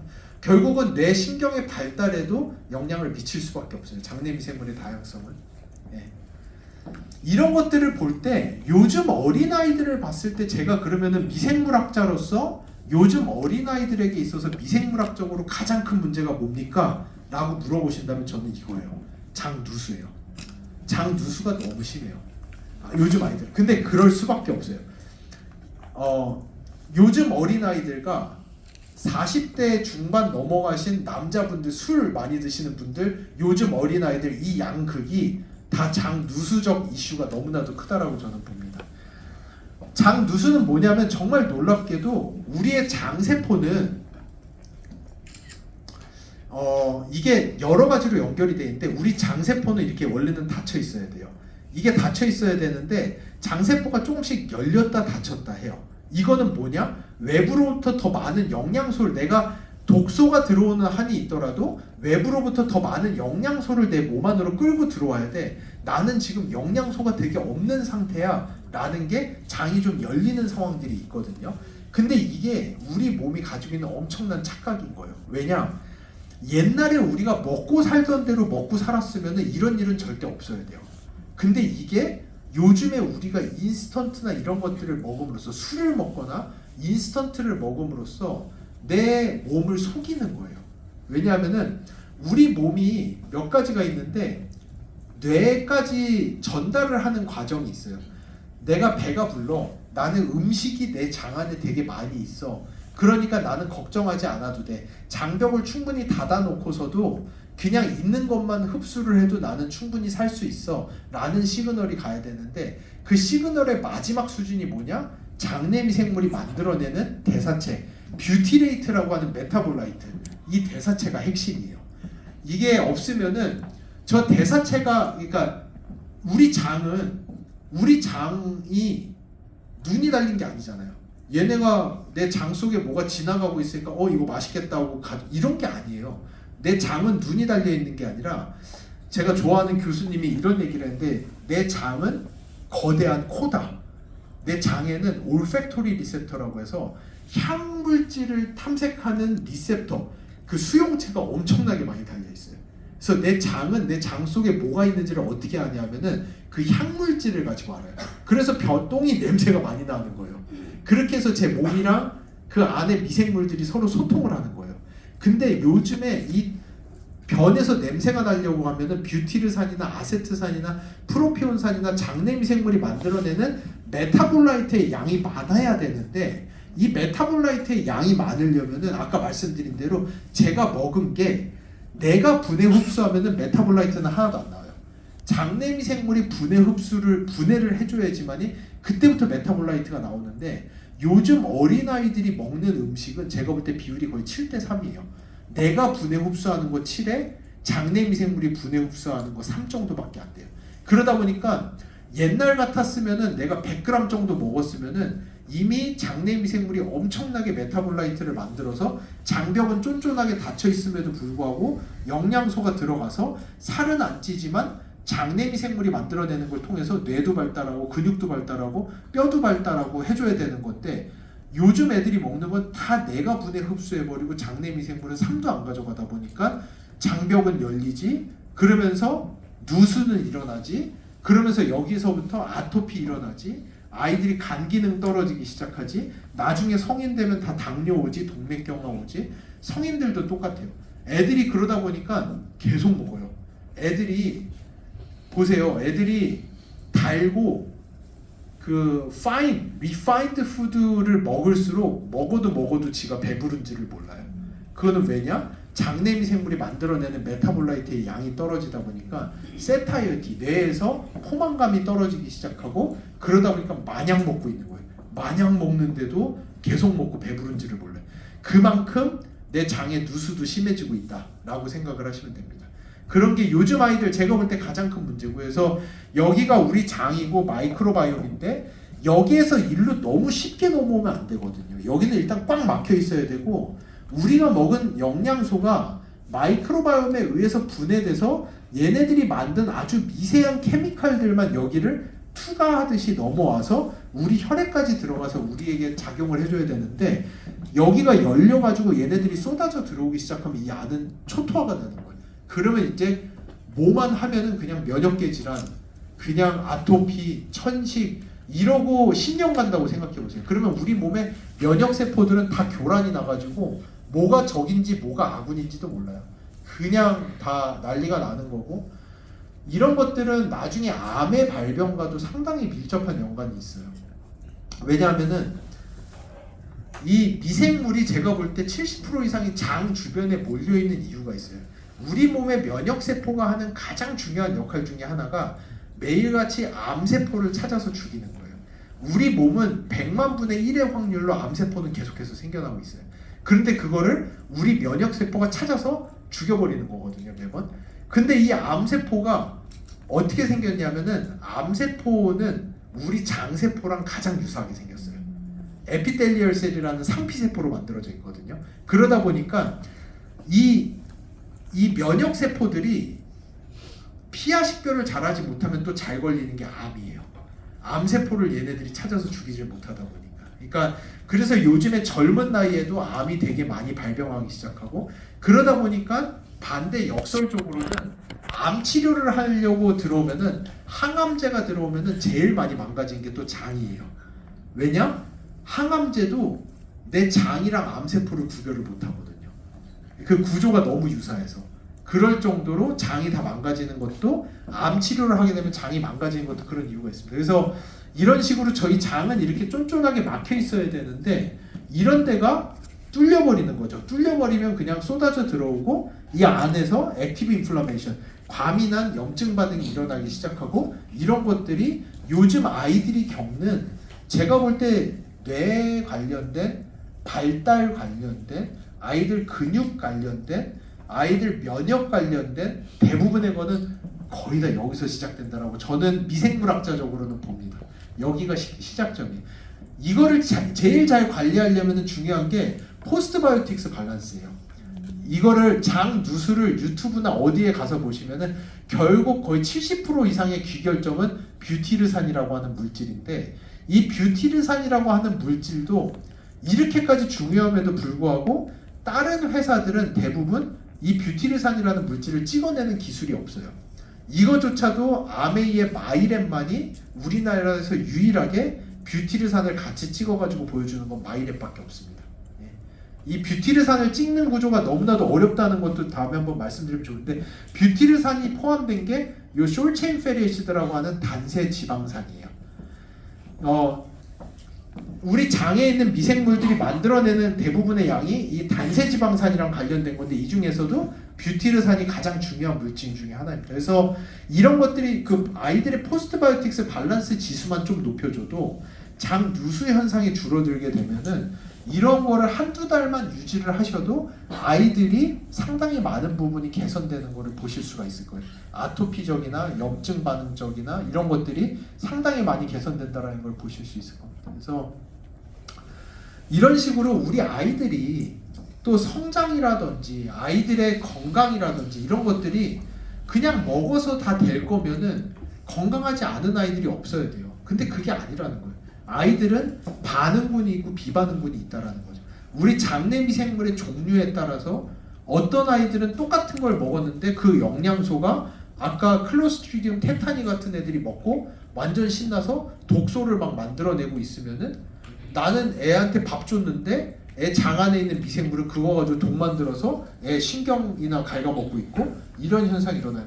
건강한 아이들은 똑같은 밥을 먹었는데 장내 미생물이 뷰티르산으로 만들어가지고 장벽도 보호하고 염증 반응도 떨어뜨리고 근육도 증강시키고 있고, 이런 것들이 아이들 사이에서 장내 미생물의 차이에 따라서 반응군과 비반응군으로 완전히 나뉜다라는 거. 이런 게, 그리고 그런 거에 따라서 이 장의 누수 현상도 좌지우지가 된다라는 거. 그래서 살짝 토픽이 넘어가가지고, 이렇게 아이들이 아무리 먹고 잘 먹인다라고 하더라도 장내 미생물에 의해서 구조적으로 혈액까지 들어갈 수 있는 구조로 바꿔주지를 못하면은 아이들 아무리 먹여봐야 다 그냥 똥으로 나가고, 사실은 아이들 혈액으로는 아무것도 안 가요.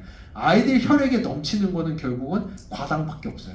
애들이 그냥 달달이 먹으면은 그거는 장내 미생물과 무관하게 내가 그냥 분해해서 다 흡수를 시켜버리기 때문에 그것만 넘쳐나고 있는 거죠. 그래서 이 마이랩이라는 거를 통해서 저희가 이거를 분석해내고 있는데, 여기에서 하나만 더 제가 설명하고 넘어가면은 이 뷰티레이트라고 하는 물질, 우리가 마이랩에서 보고 있는 포스트바이오틱스 밸런스라고 하는 지수가, 바이오 공부해 보신 분들이라면은 웬만한 매스 스펙트로메트리라든지, 그러니까 한 대에 10억씩 하기는 해요. 엄청 비싸기는 한데, 그런 장비들을 사놓으면은 우리 변을 보내면은 그 장비에서 아세테이트, 프로피오네이트, 뷰티레이트 같은 것들, 이 대사체는 찍어낼 수 있다라는 거를 알아요. 근데 도대체 왜 아메이가 하고 있는 거를 다른 회사들은 아직도 카피조차 못하고 있느냐? 그 이면에는 이 피마스라고 하는 기술이 있는 거예요. 이 피마스라고 하는 기술이 여러분이 지금 보시는 2세대 기술, 듀얼 분석이라고 하는 대사체에도 관여를 하는 게, 조금만 약간 이론적인 내용 잠깐만 하고 빨리 다시 나올게요. 조금 너무 어려울 수도 있는데, 이 대사체라고 하는 거는 우리 장내 미생물이 만들어내는 물질이에요. 그러다 보니까 이 미생물이 살아있으면 이 물질은 계속해서 만들어져요. 그럼 이렇게 상상을 해봅시다. 저희가 체변을 해가지고 택배에다 넣어서 보냈는데, 내 거는 이틀 만에 왔고 누구 건 4일 만에 왔어요. 그럼 4일 만에 온 사람 변 안에는 그 대사체가 더 많을 거잖아요. 그럼 예를 들어서 여름에 보냈어요. 겨울에 보냈어요. 여름에는 미생물들이 더 활성이 많으니까 대사체가 더 많을 거잖아요. 겨울에 보내면 대사체가 더 없을 거잖아요. 이런 문제들을 해결을 해내지 못하면 이 대사체라는 걸 찍을 수가 없어요. 그냥 대사체를 기계로 찍어낸다고 해서 알 수 있는 게 아니에요. 그래서 저희는 어떻게 찍어내느냐, 저희가 이거를 MCMOD라는 방식으로 특허를 내놓고 하기 때문에 다른 회사들은 이 2세대 기술을 할 수가 없는 거예요. 여러분의 변이 우리 회사로 오면은 그 변이 이 웰로 들어간 다음에 여기에다가 모든 사람에게 똑같은 종류의 영양소를 줘요. 똑같은 종류의 영양소를 준 다음에 17시간이 지난 다음에 그 받은 영양소를 가지고 제 변이라고 하면 제 변 안에 있는 미생물들이 만들어낸 대사체를 17시간 동안 만든 거를 정확하게 찍어내는 방식이 우리 MCMOD 방식이에요. 그러다 보니까 여기에 어떤 분들은 이거 찍기 전에 전날 뭐 되게 좋은 거 많이 먹고 파이버 같은 거 많이 먹고 하면은 포스트바이오틱스 밸런스 지수 좋아지겠지라고 상상하시고 막 그렇게 해가지고 보내시는데 다 소용없어요. 저희 그렇게 호락호락하게 그런 거에 속아 넘어갈 정도로 개발하지 않았어요. 그렇게 가버리면은 이 대사체라는 거는 전날 너 뭐 먹었지라는 거밖에 나올 수가 없어요. 전날 뭐 좋은 거 많이 먹은 사람은 미생물이 만들어낸 대사물이 좋은 게 더 많고, 근데 원래 되게 잘하던 사람인데 전날 우연찮게 굶었어. 그럼 대사체가 하나도 없을 수도 있잖아요. 그런 식으로 되면 이건 분석이 아닌 거예요. 일관된 분석 결과가 나올 수 없어요. 그래서 이 피마스라는 툴을 가지고 아이들의 변이 왔다라고 하면은 변이 들어간 다음에 모든 사람에게 똑같은 영양소 딱 일정량을 준 다음에 이 일정량을 누가 17시간 동안 더 많이 더 잘 만들어내는지를 찍고 포스트바이오틱스 밸런스 지수가 나오는 거예요. 근데 이것만 보더라도 장누수 현상에 대한 것들을 대부분 이해를 할 수가 있어요. 다른 회사는 이거 하나를 찍지를 못해서 다 인다이렉트하게 다 돌려가면서 말하고 있는데 이거를 콕 집어서 그냥 다이렉트하게 얘기할 수 있는 게 마이랩이거든요. 그러니까 포스트바이오틱스 밸런스 지수라는 거를 가지고 어린아이들의 현상과 잘 연결을 해보시면 상당히 재밌는 것들을 많이 보실 수 있을 것 같아요. 그래서 이 포스트바이오틱스라고 하는 것도 그렇게 분석이 된다라는 거예요. 그래서 그 또 한 가지 되게 그런 거 궁금해하시는 분들이 많던데, 저희 회사로 한 달에 수백 개씩 하루에, 이 한 달에는 수천 개거든요. 하루에 수백 개씩 분변이 들어오는데 이 변이 누구 거고 뭐고 아무도 몰라요. 알 수 없게끔 되어 있어요. 그러니까 이 변에 관련된 개인 신상 정보는 아메이 쪽 서버에밖에 없어요. 저희 쪽으로는 하나도 들어오지 않아요. 와. 저희 쪽에는 그 변에다가 그 레이블 이름 말고는 아무것도 안 들어와요. 그렇게 되어 있고, 그래서 저희는 그냥 이 레이블 코드네임 가지고 분석이 끝까지 다 끝나요. 그러고 나면은 그 결과가 저희 서버 컴퓨터로 들어가거든요. 그 서버 컴퓨터는 1년 저희가 분기별로 변호사랑 의사랑 일반인들이 다 와가지고 감수를 해요. 그래서 여기에 여러분들의 개인 개인 신상 정보가 누출이 안 되는지를 매번 감시를 하고 있어요. 그리고 그 이얼리 레포트를 저희가 아메이 본사에다 매번 내게 돼 있어요. 그 정보가 그 서버 컴퓨터로 들어가면은 여기서 저희 직원들은 아예 볼 수가 없는 상태로 코딩으로 자동으로 결과지가 만들어진 다음에 인쇄소로 나가버려요, 바로. 그러고 그냥 여러분에게 발송이 가는 거예요. 그래서 그러다 보니까 저희 쪽에서 어떤 분이 연락이 오셔서 내가 누군데 뭔데 이렇게 얘기를 하시면은 트래킹이 아예 불가능해요. 그거는 이제 상담 기록을 남기시잖아요. 그러면 그 순간에만 아메이가 저희한테 그 기록을 쏴줘요. 매칭이 돼가지고 상담이 들어갈 수가 있는 거지, 그렇지 않고선 저희가 트래킹할 방법이 없습니다. 네. 그 정도로 이 보안이나 이런 것들도 상당히 잘 돼 있어요. 그래서 제가 마지막에 10분은 질의응답을 하도록 해볼게요. 제가 13분 내로 끝내겠습니다. 그래서 이런 식으로 해가지고 실제 저희가 마이랩이라는 거는 전 세계에서 최초로 유일하게 임상적으로 검증을 해서 장내 미생물의 다양성이 유의적으로 증가하고 포스트바이오틱스가 유의적으로 증가한다는 것을 검증하고 출시한 제품이고요. 이게 벌써 한 12, 13년 전이지만 학회에서 발표를 해도 아무도 믿을 수 없을 정도로 아직도 마이랩 바로 다음 단계로 내 장내 미생물을 바꾸고 싶어요? 똥캡슐밖에 없어요. 그 정도로 마이랩이 가지고 있는 과학적 격차는 상당히 크다라는 걸 알고 계시면 좋을 것 같습니다. 그래서 그러고 나서 이번에 또 한 번 검증을 했어요. 이거는 처음에 임상 연구를 했던 거고요. 임상 시험을 했을 때 섭취 전과 섭취 후 중간이 딱 8주 기간을 두고 8주 동안 마이랩만 깔끔하게 섭취하신 다음에 봤더니 81.45%의 개선 효과가 있었거든요. 이거를 이번에 아메이 요청을 받고 저희가 재분석을 했어요. 실제로 마이랩을 하시는 분들도 이 정도의 효과가 있는지 검증해달라, 이런 엄청나게 어려운 부탁을 받아가지고 실제로 저희가 통계를 다 내본 결과 알게 된 거는 마이랩을 실제로 하시는 분들은 70.9%, 포스트바이오틱스 같은 경우는 79.5%가 실제로 개선이 되고 있다는 걸 검증을 했습니다. 근데 문제는 이게 뭐냐, 앞에 임상 연구에서 81.45였는데 여기에서는 70.9%, 10% 가까이가 떨어져 버린 거예요, 효과가. 그래서 검증을 해보고 나서 알게 된 거는 여기에서 가장 큰 문제가 뭐였냐면은 섭취 전과 후의 기간이 저희가 임상 연구했을 때랑은 차원이 다르다는 거예요. 1년 반도 떨어져 있어요. 그러니까 1차 분석하고 2차 분석 사이가 1년 반까지 떨어지신 분들까지 있다 보니까 그래서 이거를 저희가 평균인 9개월로 쪼개가지고 9개월 이내 하신 분들만 분석해보면은 실제로 이것도 다시 81%까지 증가를 합니다.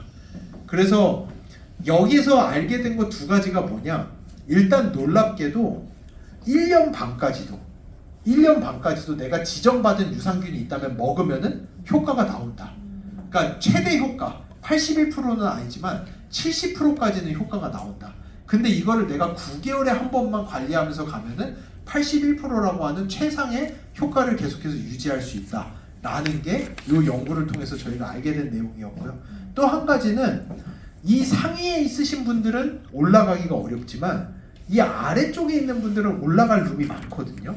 그래서 저희가 이 하위에 있는 분들만을 떼어가지고 재분석을 해본 결과 개선 효과가 97.8%, 98.1%가 실제로 하위에 있던 분들은 개선이 된다라는 거를 이 마이랩 연구를 통해서 검증을 했습니다. 그래서 이런 것들을 통해서 저희가 이게 단순히 저 다양성뿐만 아니라 이 포스트바이오틱스를 오늘 제가 자꾸 강조하는 장표를 많이 가져온 게 아이들의, 제가 영맘이라고 한다면 아이들의 어디로 들어가면 좋을까라고 봤을 때 저는 첫 번째 저희가 해야 되는 프로젝트는 장누수라고 생각을 해요. 그래서 이 장누수의 가장 핵심 지표가 되는 포스트바이오틱스 균형 관련해서는 논문 조금만 스크랩해봐도 정보가 너무 많이 나와요. 이런 것들은 아까 말씀드린 그 뷰티레이트가 비만이랑 당뇨에 상당히 많이 관여한다라는 거, 이 뷰티레이트라고 하는 포스트바이오틱스 물질이 이 갱년기 여성들의 근육 감소를 저해한다라든지, 이거는 하이퍼텐션, 이거는 고혈압에 있어서도 장내 미생물이 만들어내는 아세테이트나 뷰티레이트가 고혈압을 낮춰준다든지, 또는 저거는 수면의 질을 개선한다든지, 이거는 장내 미생물이 만들어내는 글루타메이트, 뷰티레이트, 세로토닌, 감마아미노 뷰티릭 애시드에 따라서 디프레시브 신터, 우울증이 얼마나 개선이 되는지 이럴 정도로 지금 저희가 마이랩에서 보고 있는 포스트바이오틱스 밸런스 지수도 절대 무시할 수 있는 지수가 아니라 상당히 중요한 지표라는 거. 그거만 잘 관리를 해도 이렇게나 많은 부분에서 우리가 개선 효과를 얻어낼 수 있다라는 게 다시 한번 강조를 하면 좋을 것 같습니다. 그래서 이 장표로 넘어오면은 저희는 아메이랑 10년 전부터 이 마이랩이라고 하는 걸 통해서 전반적인 반응도를 개선을 해내는 제품. 그래서 6가지 중에 하나를 먹으면은 실제 내 마이크로바이옴의 장내 미생물 유전적 다양성이 증가하고 얘네들이 만들어내는 뷰티레이트나 아세테이트라고 하는 포스트바이오틱스 지수들이 올라가면서 전반적인 반응도가 개선이 된다. 내 아토피라든지 내가 매일같이 먹는 더블엑스라든지 특히 파이토프로틴이라든지 아침에 굿모닝 할 때 365 말고 마이랩이랑 같이 붙으면은 방금 보신 그 뷰티레이트라는 물질이 20% 정도 추가 증가한다라는 것도 연구를 했어요.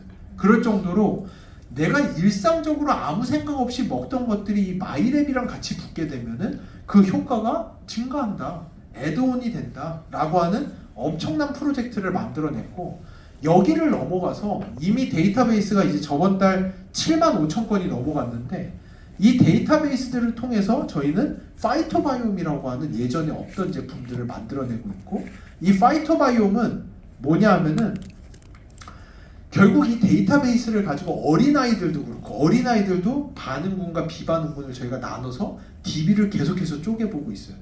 인지능이 무척 높은 아이들, 성장세가 유독 빠른 아이들, 아토피나 이런 질병이 없는 아이들, 이런 아이들이 도대체 그렇지 않은 아이들에 비해서 어떤 종류의 장애 미생물을 가지고 있길래 이 아이들이 이렇게 우수한 건지, 그러면 그 중에서 미생물을 추려내가지고 우리가 비반응군 아이들에게 이식을 했을 때 이 아이들이 개선이 될 수가 있는지, 이런 연구들을 계속하고 있고, 이거의 첫 번째 작품이 저희 엔자임 바이옴이라는 제품인 거죠. 엔자임 바이옴이라는 거는 똑같이 파이토프로틴을 먹었는데 이거를 뷰티레이트라는 물질까지 못 만들어내고 가스까지만 만들어내고 거기서 끝나시는 분들, 그래서 하루 종일 굿모닝 하고 나면 하루 종일 장이 부글거리고 가스가 너무 차서 감당이 안 되시는 분들, 이런 분들을 거기를 넘어가 가지고 이 가스가 아니라 뷰티레이트라고 하는 물질을 만들어내는 데까지 넘어가는 사람들의 마이크로바이옴을 보고 그게 고반응자죠. 그 사람들의 미생물을 못 하시는 분들에게 이식해주는 프로젝트가 엔자임 바이옴 프로젝트였어요. 이런 식으로 이제는 이게 시사하는 바가 뭐냐면은 이 아까 처음 말씀드린 것처럼 헬스케어라고 하는 영역은 그냥 먹어서 될 거였으면은 이미 우리나라에 아픈 사람 아무도 없어야 되는 거예요. 그냥 먹는다고 되는 게 아니라 먹는데 뭐가 문제냐? 비반응자가 문제인 거예요. 먹어도 안 되는데 어떻게 해요? 그거를 받아서 내 혈액까지 넣어주는 장에 미생물이 없는 사람들이 가장 큰 문제인 거고, 거기를 결국을 뚫어내는 게 이 헬스케어에서는 가장 큰 숙제인데 아무도 못하는 거예요. 지금까지. 왜 우리 제품이 누구는 듣고 누구는 안 듣는지 미국의 GNC, 우리나라 뭐 종근 아무도 밝혀내지 못한 거를 아메이가 마이크로바이옴이라고 하는 프로젝트를 통해서 엄청난 양의 데이터베이스를 가지고 풀어내는 거고, 그거를 피마스와 같이 붙여가지고 파이토바이옴이라고 하는 제품들을 만들어내면서 기존의 시장에 없던 완전한 신제품들, 이제는 기존 시장에 있는 제품들이랑 컴피팅하는 제품들이 아니에요. 기존 시장에서 아예 구할 수 없는 아메이만 가진 제품들이 나온다라고 하는 게 이 파이토바이옴이라고 하는 전략입니다. 그래서 이것들을 섞어냈을 때 이제는 이게 어린아이들까지 넘어가서 어린아이들 성장이라든지 인지라든지 아이들 뼈 건강, 근육 건강 이런 것들의 미생물들을 하나씩 표적적 반응도로 개선을 해주면서 플러스 그로잉 랩을 통해서 전반적 반응도를 개선을 시키면서 아이들을 성장세나 이런 것들, 인지나 뇌기능이나 신경적 안정감이나 이런 것들을 애들을 계속 끌고 간다. 면역학적으로도 우리가 끌고 가가지고 아이들이 나중에 나이가 먹었을 때 자가 면역 질환이나 대사 질환에 시달리지 않도록 정리해준다.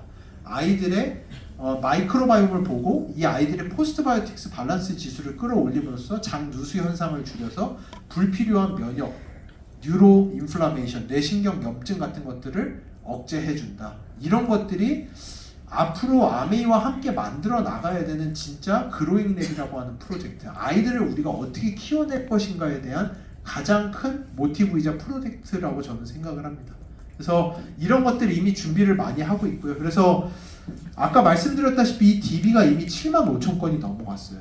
이 DB를 통해서 이 아이들의 지금 되게 놀라운 거는 이 아이들이 최근 나오는 논문들 보면은 아이가 태어났을 때 마이크로바이옴만 보고서도 이 아이들이 3세, 5세가 넘어갔을 때 어떤 질병을 겪게 될지에 대해서 알고리즘적으로 이미 이해가 된다는 게 나와 있거든요.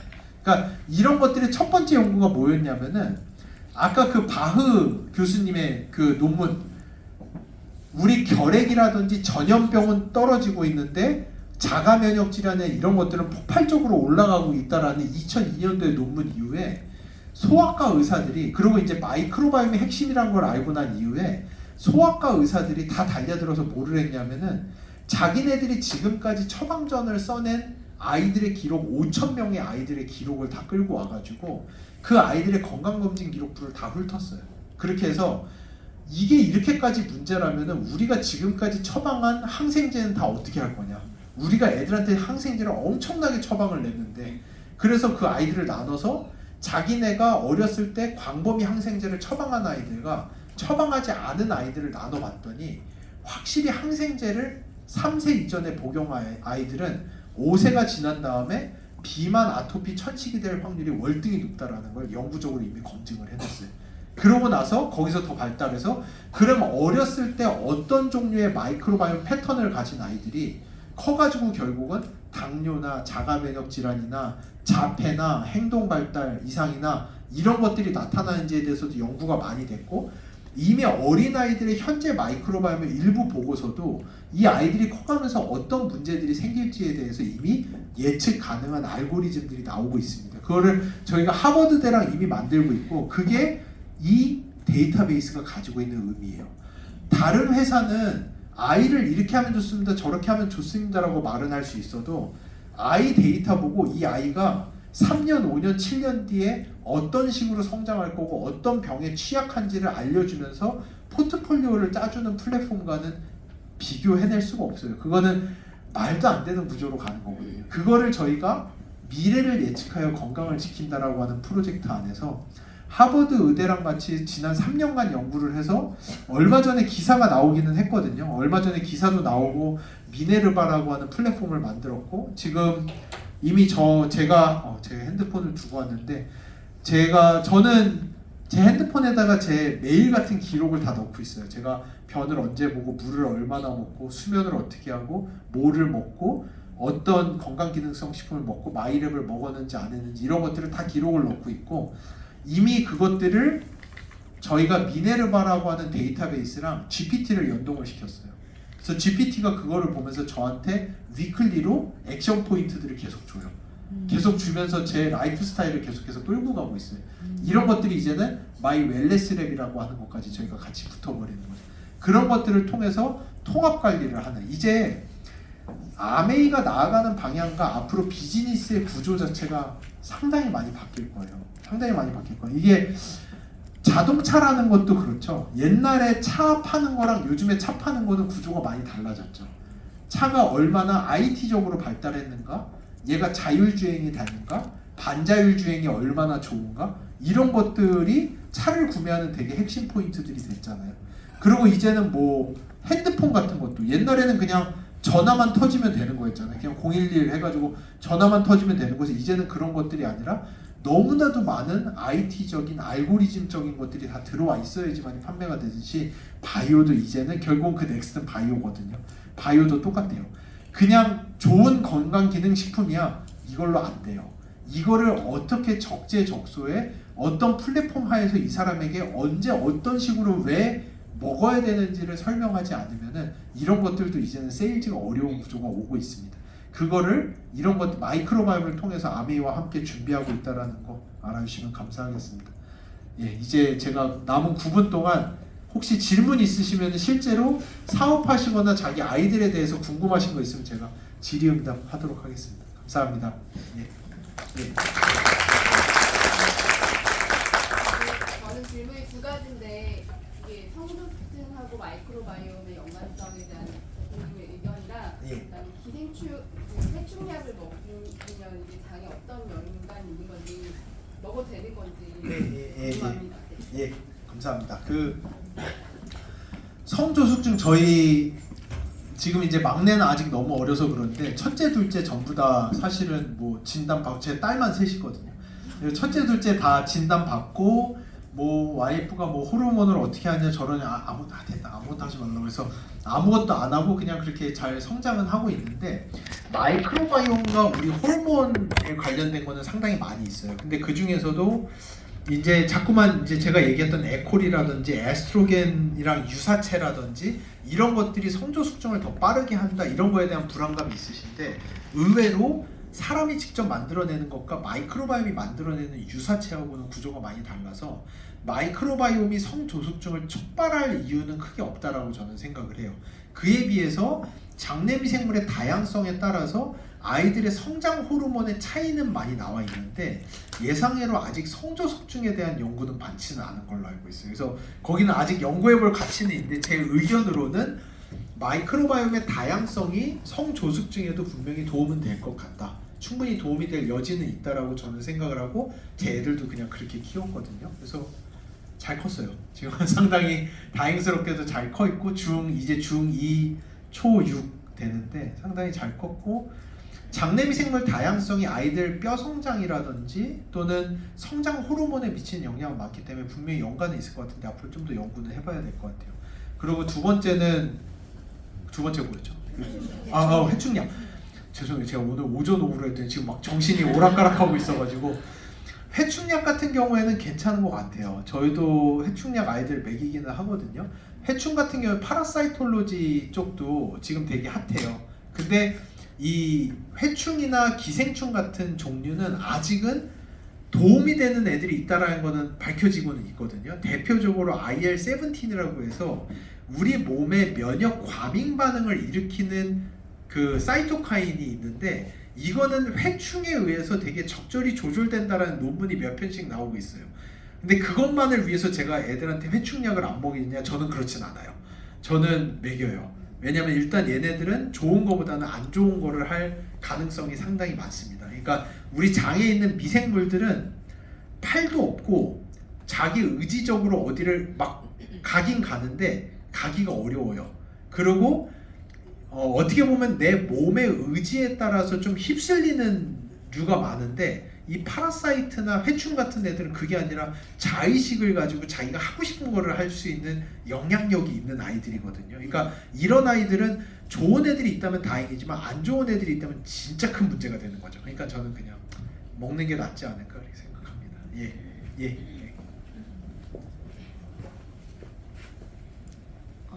저 소비자 아이 중 한 명이 이제 중1 올라가거든요. 그래서 이번에 마이랩을 했더니 다양성은 평균치가 나왔는데 포스트바이오틱스가 평균 이하로 좀 낮게 나왔어요. 네. 그럴 경우에 이제 딱 성장할 수 있는 마지막 단계잖아요. 12세, 14세. 그렇죠. 그래서 병원에 갔더니 이게 성장 호르몬을 맞출 수도 있고 약간 애매한 이게 단계가 키가 좀 많이 작아요. 그래서 그냥 맞추기로 결정을 한 거예요. 그래서 저는 그걸 맞춰도 영양이 잘 돼야 된다 해서 이게 지금 뭐 틴스펙이랑 마이랩이랑 하고 있는데 그럴 경우 성장 호르몬 주사를 맞으면서 했을 때 우리가 이 다양성을 했을 때 얼마나 더 뭐 커봐야 알겠지만 그렇죠. 의미를 어느 정도 예상을 할 수 있을까? 그렇죠. 그거 상당히 좋은 질문이시고 앞으로 저희가 하고 싶어하는 연구들이 이런 것들이에요. 아이들이 마이크로바이옴이나 또는 어쩔 수 없이 성장 호르몬을 맞는다 하더라도 마이크로바이옴의 백업을 통해 가지고 얼마나 부스팅 효과가 있을까 이런 것들 저희가 다 되게 하고 싶어하는 연구가 아직 관심은 많은데 아직 정리는 되어 있지 않죠. 근데 분명히 저희가 지금 서울대 어린이병원이랑 같이 아이들 성장 연구를 하고 있거든요. 질문 주신 내용이 너무나도 하고 싶은데 하고 있는데 되게 어렵더라고요. 저희가 지금 7년째 아이들 똥을 받고 있는데 아직도 7살밖에 안 됐어요. 그러니까 얘네들이 12세, 14세 넘어서 성조숙증이 오면서 그 아이들 지금 환경 영양이랑 마이크로바이옴 저희 다 모으고 있거든요. 아직도 7살이에요. 저희 회사 창립할 때부터 서울대 어린이병원이랑 연구했는데 아직도 7살이에요. 그러니까 이게 쉽지가 않더라고요. 근데 분명히 상관관계는 있을 것 같아요. 조금 저희 죄송하지만 10년은 더 걸려요. 회사 창립한 지 지금 7년, 7살까지 모으는데 더 걱정은 뭐냐면은 자꾸 아이들이 도망가요. 처음에 500명으로 시작했는데 지금 300명 정도밖에 안 남았어요. 7살 되니까. 근데 사람들이 자꾸 빠져나가는 게 문제인데 그래서 사실은 제가 볼 때는 국가 차원 연구도 이렇게 어려운데 그로잉랩 연구가 그래서 저는 너무나도 귀하다고 보는 거예요. 그로잉랩으로 이런 식으로 10년이 쌓이면은 지금 말씀하신 게 아메이 내부 알고리즘으로 다 남는 거예요. 아이들이 성장 호르몬을 먹고 뭐를 했는데 실제 그로잉랩이랑 같이 해서 마이크로바이옴 관리를 했더니 키가 이만큼 더 크더라. 이거는 무조건 해야 된다. 아이들이 이런 거를 같이 먹었을 때 효과가 더 크더라. 이게 웰네스랩, 그로잉랩, 마이랩 이 안에 지금 다 섞여 들어오는 데이터들인 거거든요. 그래서 그게 되게 핵심인 것 같은데 안타깝게도 지금 확답을 드릴 수는 없는 것 같아요. 설문조사할 때 성장호르몬 치료를 받고 있는 그런 항목 넣어도 좀 자치돼. 그거를 이제 저희가 이거를 처음에 할 때 저희가 하고 싶은 거 다 했더니 설문지가 7장 나오는 거예요. 그래서 저희가 진짜 예전에 연구할 때는 그런 식으로 했거든요. 문제가 뭐냐면은 한 3-4장 넘어가면은 그때부터 답이 다 3번이에요. 그러니까 이게 연구의 신뢰도라고 하죠. 신뢰도가 너무 떨어지기 시작하는 거죠. 그래서 그런 거를 제가 아까 말씀드린 걸 앱 이런 걸로 저희가 지금 다 대체하면서 매일매일 아주 짜질짜질하게 기록을 하지만 이런 것들이 다 어딘가에 남아가지고 결국 이게 아메이 사업의 핵심의 중추의 데이터, 빅데이터가 이루어지도록 하는 그런 것들 준비는 하고 있어요. 예, 감사합니다. 예. 반갑습니다. 저 이제 두 번 뵀는데요. 예, 감사합니다. 이번에도 뵙고 너무 반갑고요. 제가 2번 다 들었는데 너무 가슴에 와닿고요. 왜 제가 이걸 들었냐면요. 2가지 질문이 지금 이 상황에서 지금 똑같은 질문인데요. 하나는 7살짜리 자폐하고 하나는 34살짜리 이거 알레르기. 예, 아토피. 그것 때문에 이제 흔히 고생을 하는 걸 봤어요. 근데 이제 아직 이런 걸 몰라요. 그쪽에서는 전혀. 그래서 제가 묻고 싶은 건 지금 기본적으로 딱 내가 추천해 줄 수 있는 그런 게 있다면 좀 말씀 좀. 그 아토피나 자폐나 둘 다 일단 포스트바이오틱스 지수 쪽인데 저는 그냥 다른 아주 복잡한 거보다도 아침에 굿모닝 플러스 마이랩 붙여서 먹는 거 일단은 그거는 정말 이펙티브해요. 저도 많이 느끼고 저도 하면서 이게 섞어서 들어갔을 때 우리 장내미 생물에게는 예상외로 엄청나게 큰 임팩트를 주더라고요. 얘들이 만들어내는 뷰티레이트의 양도 상당히 달라지고 저는 미생물쟁이다 보니까 제가 연구했던 것들을 체감을 하다 보니까 훨씬 더 저는 체감이 잘 되거든요. 그래서 아침에 굿모닝 하는 거 근데 아까도 말씀드렸다시피 그러니까 좀 더 일찍 시작하셨으면 진짜 좋죠. 그러니까 이런 것들이 잠복을 통해서 나오는 거다 보니까 성인 아토피 같은 경우에는 이미 34세면은 이미 몸의 면역 세포들이 임프린팅이 된 거예요. 각인이 돼 있는 거예요. 난리가 나는 거죠. 그러니까 그런 일들이 비일비재합니다. 일단은 여름이 되면은 피부가 이제 습해지기 시작하면은 외부 엑스포저음을 더 쉽게 퍼미에이트, 침투가 되거든요. 그러면서 상당히 많이 시작이 될 수밖에 없기 때문에 그럼요. 그래서 근데 또 한 가지는 뭐냐면은 그런 것들을 치료하는 약은 있어요. 근데 이게 또 뭐가 문제냐? 일시적이고 또 뭐가 문제냐면은 요즘에 바이올로직스라고 해서 IL-17 그러니까 IL-17이라는 사이토카인이 이 모든 면역이나 성인 아토피에 되게 중추적 역할을 하는데 그거를 그냥 블락킹 해버리는 약이 나왔어요. 근데 그런 것들이 뭐가 문제냐면 저 아는 분이 그 약 쓰고 6개월 만에 혈액암이 걸렸어요. 그러니까 왜냐하면은 이게 너무 지금 제 설명들을 다 들으셨으면 이해를 하실 거예요. 우리 몸의 면역 세포는 암 세포를 매일같이 찾아서 죽이고 있어요. 성인 아토피가 있으신 분은 면역 세포들이 엄청나게 과민하거든요. 그래서 조금 젊은 나이에 애들이 너무 익서스트 그러니까 너무 진이 빠진다고 하는데 그렇게 되면 이제 60세 넘어서 암 발병률이 높아지긴 하지만 그렇지만 지금은 뭐냐? 이 면역 세포들이 남들보다 훨씬 더 월등하게 암 세포들을 막 잡아 죽이고 있는 거거든요. 나 스스로 과민하기는 하지만. 그래서 어떤 분이 그게 너무 고생스러워서 그 IL-17 블락커를 썼다가 6개월 만에 혈액암이 걸렸어요. 암 세포들을 막아놓으면은 우리 몸의 면역 세포를 막으면은 아토피는 안 날지언정 걔네들이 할 일도 못 하는 거예요. 그러다 보니까 가장 좋은 거는 결국은 지금으로서는 가장 백업을 할 수 있는 건 장 누수를 억제해보자. 그 프로젝트가 제일 셀 것 같아서 포스트바이오틱스 지수를 일단 높이자 해서 뭐 이래저래 유튜브 같은 거 추천해 주시면은 장 누수에 관련된 거 보면 결국은 다 뷰티르산, 뭐 뮤신 이거 다 뷰티르산 관련된 거거든요. 그러니까 포스트바이오틱스 지수를 끌어올리는 게 지금으로서는 가장 그 두 케이스 모두 다 가장 적절한 방법이지 않을까. 예, 감사합니다. 예, 감사합니다. 마지막 한두 개만 두 분만 마지막으로 그럼 먼저 하시고.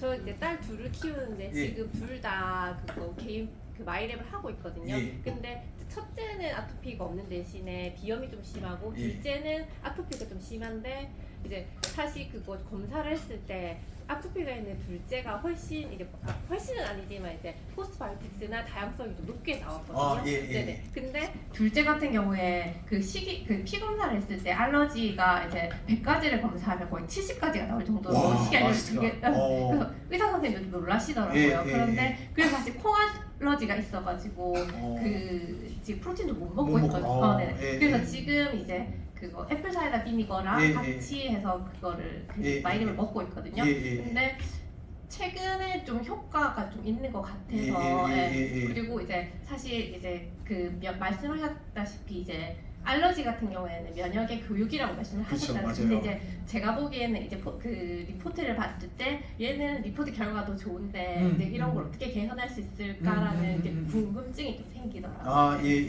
그게 말씀하신 대로 그 마스터 테스트 같은 거였는데 70까지 나오면 진짜 대박, 진짜 상상 초월인데요.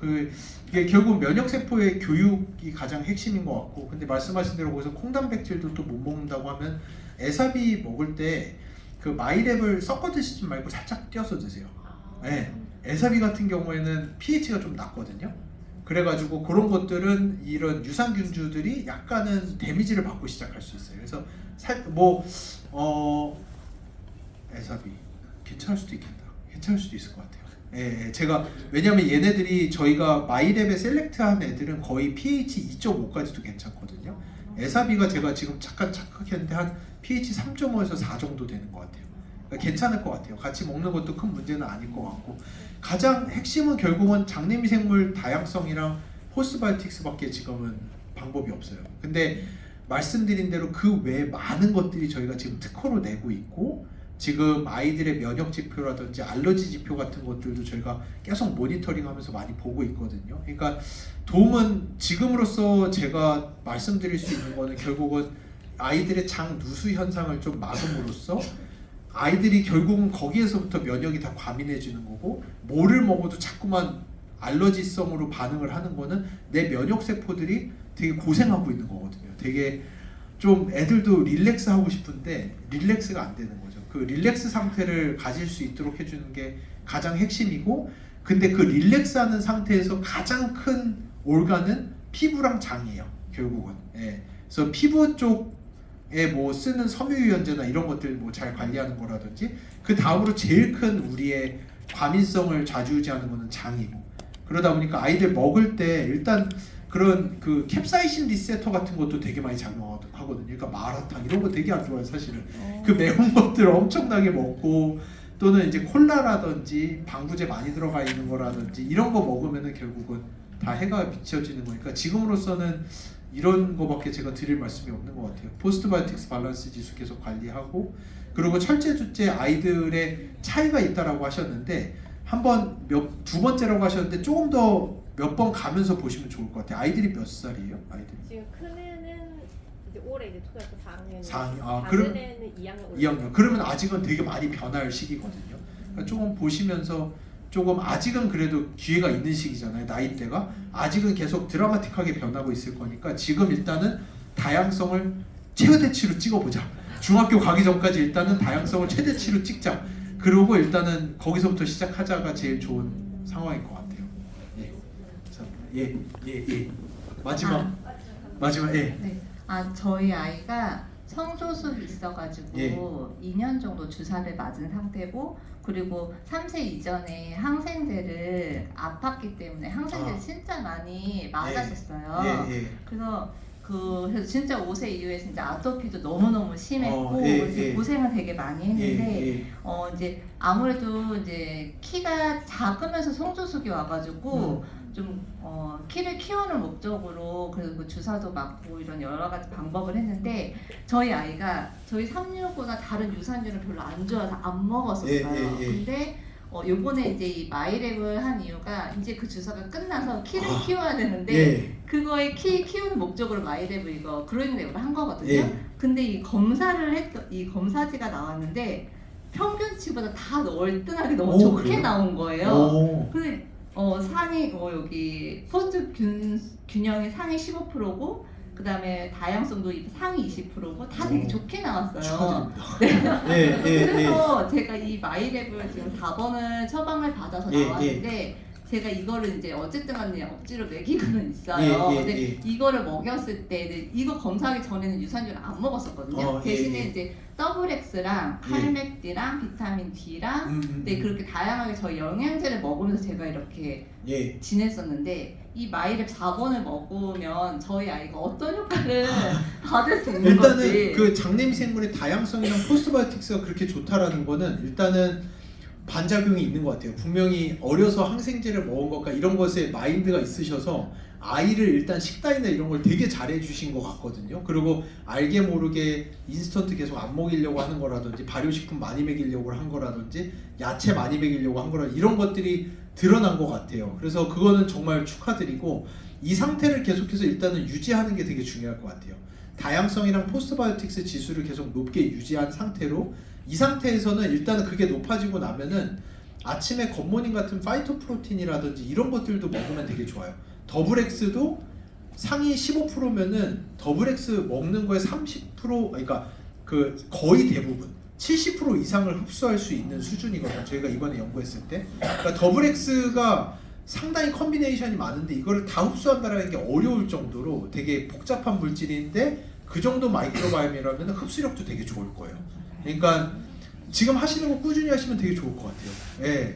축하드립니다. 그렇게 높은 아이들 요즘에 보기 어려운데 축하드립니다. 감사합니다. 네, 우리 지우셉 대표님께 다시 한번 뜨거운 박수 부탁드립니다.